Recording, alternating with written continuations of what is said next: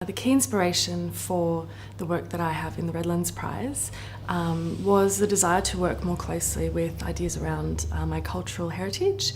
I'm second generation Australian Ukrainian, and following the unrest that occurred in the country in late 2013, I felt a real pull to work around those ideas and explore my identity further through my work. So the ideas that I'm trying to communicate through this artwork are sort of in two parts.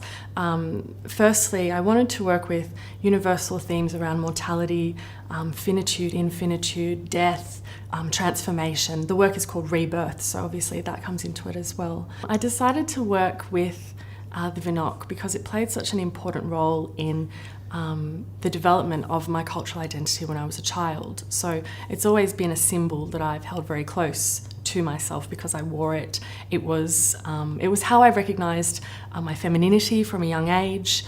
And so it was when I was looking at all of the different aspects that I could begin to work with, it was one that really stood out for me. It was also the double or mixed symbolism in that object.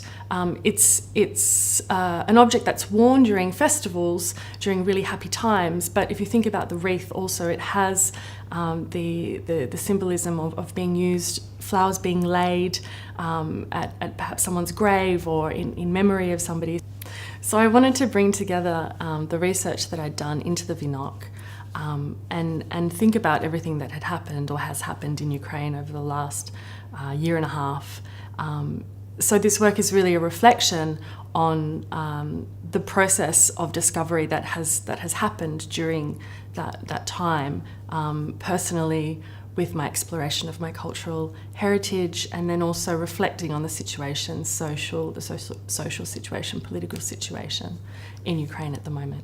So in terms of the materials and the techniques that I've used in this work, it was all quite new for me because I have in the past mostly worked with photography, have done some installation work before, but this is the first sculptural piece that I've made. So really it was about finding all of the materials that I needed to create this object, and I had to do some overseas sourcing, in particular to find a female skeleton model because I wanted to use a female as a reflection of myself, and they were very expensive to buy in Australia, so I really had to do some online searching to find a female skeleton, which was within my budget.